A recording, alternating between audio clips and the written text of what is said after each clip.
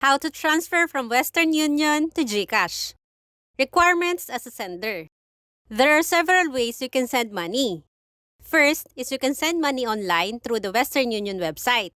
You can also send money in person by going to Western Union payment centers. And you can also send money using a mobile phone app. Requirements as a recipient.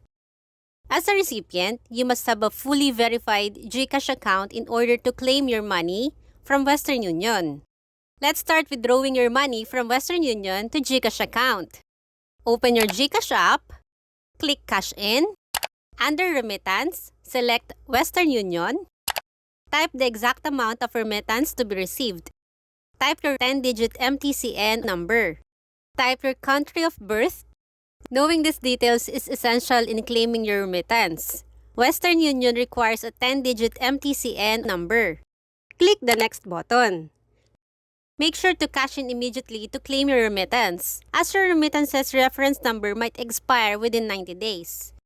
On the confirmation page, review the details and click the Next button. And that's how you send money from Western Union to GCash.